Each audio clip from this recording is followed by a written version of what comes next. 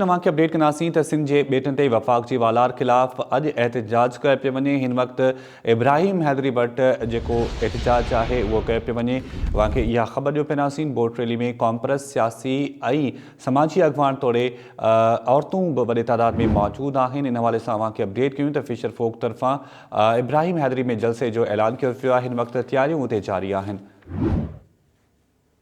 तव्हांखे इहा अपडेट कयूं पियासीं। सिंध जे बेटनि ते वफ़ाक़ जी वालार ख़िलाफ़ बोट रैली भुनाड़ बेट वटि एहतजाज खां पोइ वापसि रवानी थी वई, जंहिंखां पोइ हिन वक़्तु रैली जेका आहे उहा इब्राहिम हैदरी वटि मौजूदु आहे। ऐं रैली में कॉन्ग्रेस अॻवान मौजूदु आहिनि ऐं सियासी समाजी अॻवान बि मौजूदु आहिनि, मुहाणा मौजूदु आहिनि ऐं औरतूं पिणु वॾे तादाद में शरीक आहिनि। ऐं एहतजाज जेको आहे उहो हाणे कयो वेंदो इब्राहिम हैदरी वटि, ऐं जलसो जेको आहे उहो पिणु कयो वेंदो। इन हवाले सां असां सां हिन वक़्तु लाइन ते मौजूदु आहिनि फिशर फोक फोरम जा चेयरमैन मोहम्मद अली शाह साहब। अस्सलाम वालेकुम शाह साहब। शाह साहब, वॾी महिरबानी वक़्तु ॾियण जे लाइ। सभ खां पहिरीं इहो ॿुधायो त बुंढाड़ ॿेट ते एहतजाज करण जो अव्हां चयो हो, त उन खां पोइ अव्हां इहो फ़ैसिलो छो कयो आहे त वापसि हली करे इब्राहिम हैदरी वटि एहतजाज कयो वेंदो? जी हा, बिल्कुलु। छो त असां जॾहिं डिंगी ते वियासीं त उते रोकियो वियो ऐं सभिनी ॾिठो त डिंगी ते मुकमल कब्ज़ो थी चुको आहे। नेवी जो इदारो आहे, पाक मेरिट्स, उहो उते मौजूदु आहिनि। उन्हनि जूं अदावतूं आहिनि, चेक पोस्ट आहिनि। उते असां जॾहिं वियासीं उते लहण जी कोशिशि कईसीं, उन्हनि पुछियो असांखे। उहो सभिनि जे पासो साथी दोस्तनि ऐं जेकी बि इन बोट रैली में मौजूदु आहे उन्हनि सभिनि जे पासो पंहिंजे सां ॾिठो। हाणे वापसि असां जेको आहे अचूं पिया, हिकिड़ो एहतजाज हो, हिकिड़ो अनोखो, उहो बि असां कयोसीं। असां सभिनि खे जेको आहे इहो अखियुनि सां ॾेखारियोसीं त माईगीर जेकी आहिनि उहे कहिड़े वेदनि मां गुज़रनि पिया। जॾहिं हिते शहर ठहण शुरू थींदा त पोइ माइग्रेंट सां कहिड़ियूं जेको आहे अखूं बुधूं कई वेंदियूं, उन्हनि खे टार्चर करण जो ख़तरो थी सघे थो, तज़लील करण जो ख़तरो थी सघे थो, जा डप बि जेको आहे बंदि थी सघनि था। इन करे असां वापसि अची इब्राहिम हैदरी एहतजाज करण जी कोशिशि कंदासीं, पर इहे जिदोजहद जेके आहे उहो असां जारी रखंदासीं। ऐं असांजो जेको नेक्स्ट प्लान आहे साम्हूं डिबेट बचायो तहरीक जो, 19 तारीख़ सां असीं समूरे सिंध जे हर ज़िले में वञी एहतजाजी मुज़ाहिरा कंदासीं, मोबिलाइज़ेशन कंदासीं, माण्हुनि खे मुनज़म कंदासीं।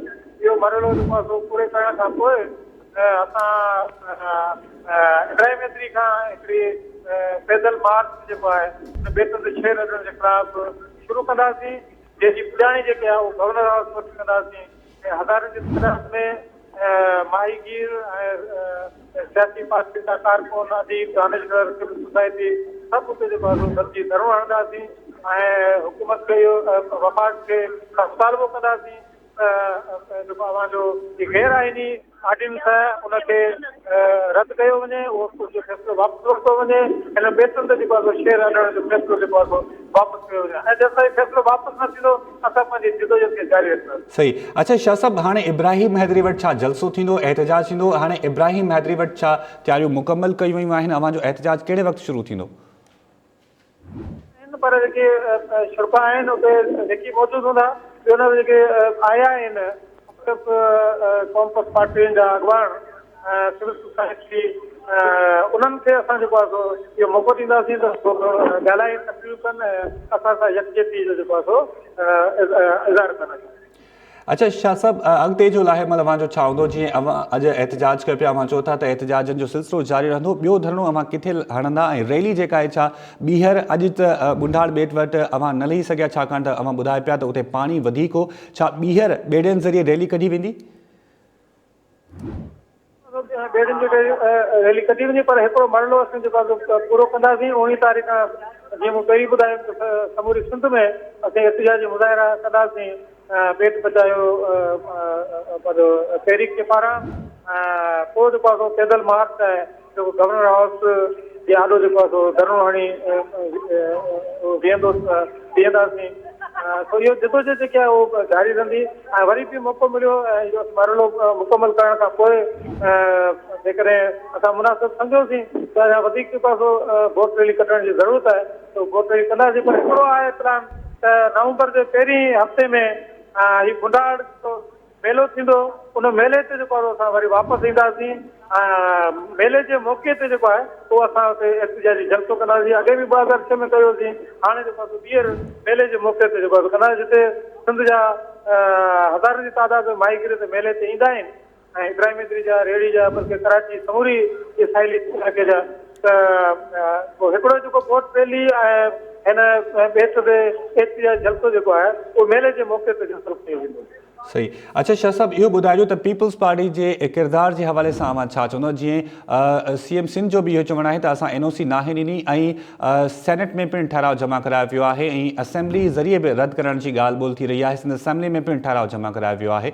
वधीक अवां इन हवाले सां छा चवंदो या पीपल्स पार्टी खां अवां कहिड़ी घुर कंदो? उहो जेको आहे सो बैक थिया आहिनि ऐं हींअर जेको आहे स्टैंड वठनि पिया। उन्हनि जेको आहे सो इहो जेको उन्हनि जेको लेटर लिखी ॾिनो आहे वफ़ाक़ जेको सिंध हुकूमत खे लिखियो, उन जवाब में जेको लेटर लिखी ॾिनो आहे उनखे बि जेको आहे सो वापसि वरितो आहे। ऐं क़ौमी असैम्बली ऐं सेनेट में बि जेको आहे सो क़रारदाद जे लाइ उन्हनि दरख़्वास्त जमा कराई आहे।